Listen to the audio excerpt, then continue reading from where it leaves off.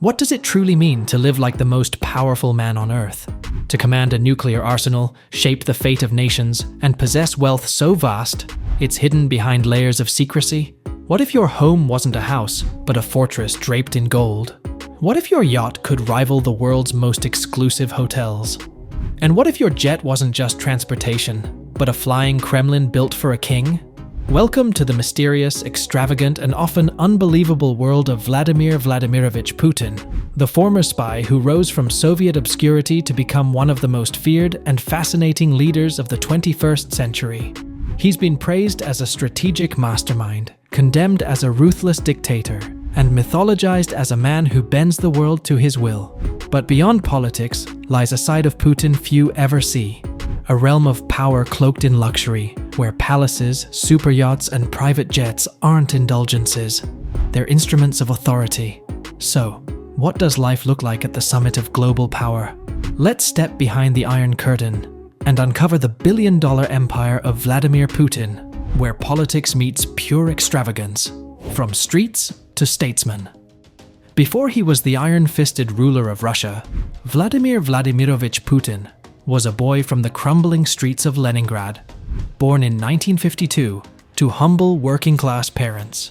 His childhood was far from the luxury he would one day command. It was marked by hardship, discipline, and survival. In the post-war Soviet Union, life was harsh, and young Putin learned early that strength was everything. Growing up in a cramped communal apartment, he spent his days fending off bullies and chasing stray dogs through the alleys of a city still scarred by World War II. But amid that struggle, he found a passion that would define his character: martial arts. Training tirelessly in judo and sambo, Putin rose to become a champion in Leningrad, mastering not only the art of combat, but also the philosophy of patience, precision, and calculated control, traits that would later become his political trademarks. After earning a law degree from Leningrad State University in 1975, Putin's path took a darker turn. Instead of practicing law, he joined the KGB, the Soviet Union's powerful intelligence agency. For the next 15 years, Putin operated in the shadows, learning espionage, mastering manipulation, and studying the psychology of power. In 1985, his service took him to Dresden, East Germany, where he witnessed the fall of the Berlin Wall and the collapse of Soviet influence.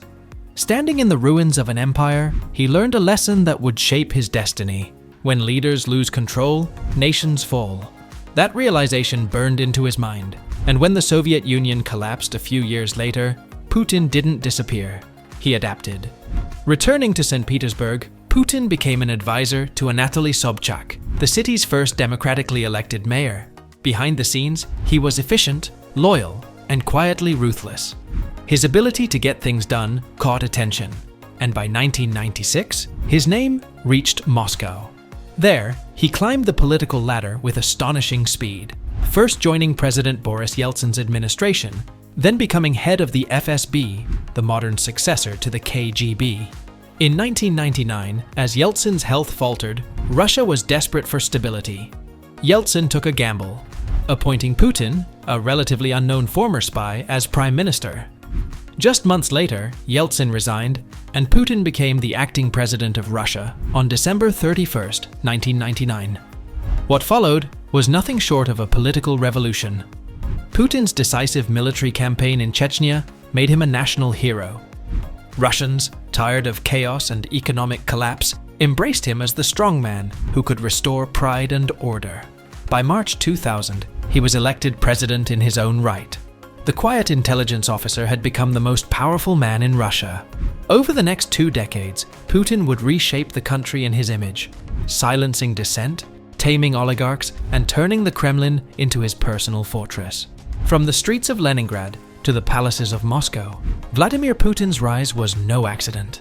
It was a masterclass in patience, power, and control. The transformation of a street fighter into a statesman, and eventually into a symbol of unshakable authority. Flying in power. When Vladimir Putin takes to the skies, he doesn't fly commercial.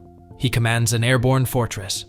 His official aircraft, the Ilyushin Il-96-300PU, is more than just a plane. It's a flying Kremlin. Designed and built in Russia, this custom jet represents both national pride and presidential power.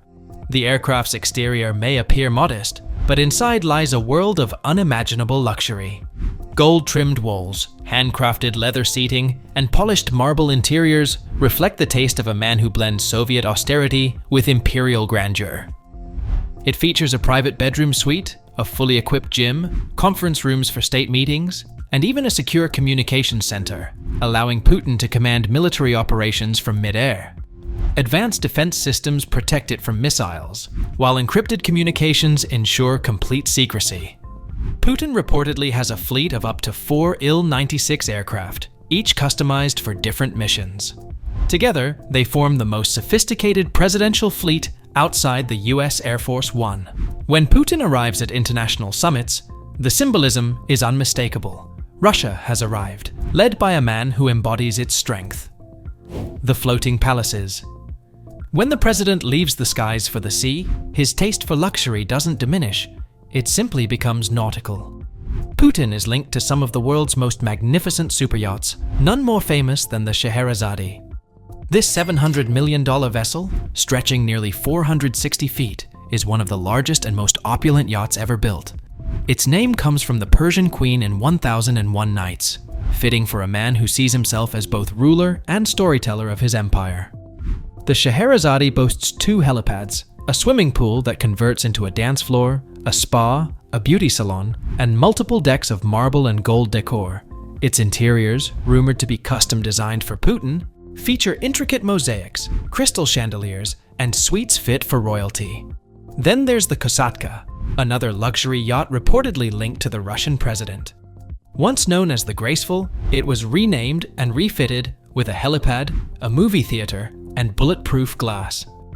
Whether in the air or at sea, Putin's taste for control and extravagance reflects one thing. For him, power must always travel in style. The car of the Tsar. On land, Putin's symbol of dominance is unmistakable. The Aurus Senat, a Russian-made armored limousine that replaced his old Mercedes-Benz S600 Guard Pullman in 2018. The Aurus Senat isn't just a car, it's a moving fortress. Built entirely in Russia as part of a national project to showcase technological self-sufficiency, it weighs nearly 7 tons and can withstand explosions, bullets, and chemical attacks. Its 6.6-litre V12 engine, developed with Porsche engineers, propels the vehicle despite its massive armor. Inside, the car combines state security with royal comfort. Hand-stitched leather, gold inlays, touchscreen controls, and a secure communication suite that allows Putin to stay connected even in the middle of an emergency. For more casual occasions, Putin has been seen driving a Lada Niva through Siberian forests or riding motorcycles with Russian biker gangs, carefully curated images that project both ruggedness and relatability. Yet, whether in a modest Lada or his bulletproof Senat, the message is clear. Putin is always in control of the wheel. Palaces of power. While the Kremlin is his official residence, reports suggest Putin's real wealth is reflected in a network of secret palaces and estates across Russia and beyond. The most infamous is the Putin Palace on the Black Sea, near Gelendzhik, a sprawling estate estimated to cost over $1 billion. Leaked drone footage revealed vineyards, helipads, a private theater, an underground ice rink, and a casino. The interiors are dripping with luxury. Gold-plated fixtures, Italian furniture, marble floors, and even a private church. The Kremlin denies that Putin owns the palace, claiming it belongs to wealthy businessmen. Still, investigations by opposition figures like Alexei Navalny paint a different picture, one of vast wealth hidden through layers of shell companies and loyal oligarchs. Beyond Gelendzhik, Putin's empire includes hunting lodges in Siberia, mansions near Moscow, and private compounds on remote islands. Each one serves a purpose: privacy, security, and luxury. To Putin, these estates aren't just homes. They are symbols of permanence, proof that his rule, like his architecture, is meant to endure. Legacy of control. By 2025, Vladimir Putin's reign will have become a living chapter in Russian history, one that has stretched for more than a quarter of a century, longer than any leader since Joseph Stalin. Over that time, he has molded Russia in his own image, powerful, disciplined, and unyielding. His rule has redefined what it means to wield authority in the modern world. Part statesman, part strongman, part strategist. From the ashes of the Soviet collapse, Putin built what he calls a revived Russia, a nation that projects strength abroad and commands obedience at home. Under his leadership, the Kremlin reclaimed its role on the world stage, often through force. Military campaigns in Georgia, 2008, Crimea, 2014, Syria, 2015, and Ukraine, 2022 to present, turned Russia into a dominant, if controversial, power player once again. Each operation came with global outrage and crushing Western sanctions, yet Putin's grip on power never wavered. To his supporters, he wasn't just defending borders, he was defending Russia's destiny. In 2025, he declared it the Year of the Defender of the Fatherland, a move steeped in symbolism. It wasn't just a national holiday, it was a message to the world that Russia would stand unbroken, no matter the cost. With the economy under strain and inflation rising, Putin redirected vast resources toward military spending, which now devours a third of the national budget. Civilian industries suffered, but for Putin, the economy was not a marketplace, it was a weapon. As long as the oil flowed to friendly nations like China and India, Russia's engine of sovereignty would keep running. But Putin's influence reaches far beyond Russia's borders. On the global stage, he has cast himself as the anti-Western architect of a new order, one that rejects American dominance and Western liberalism. He's cultivated alliances with China, Iran, and India, and expanded ties with the global South, forming an economic and political counterweight through the BRICS alliance. His vision is clear: a multipolar world where Moscow holds equal weight with Washington and Beijing. Still, the cost of that defiance has been steep. Western sanctions have isolated Russia's economy, cutting it off from global markets and technology. Diplomacy with Europe has frozen. Yet within Russia, Putin's approval remains strong, bolstered by nationalism, propaganda, and the belief that he alone restored pride after the humiliation of the 1990s.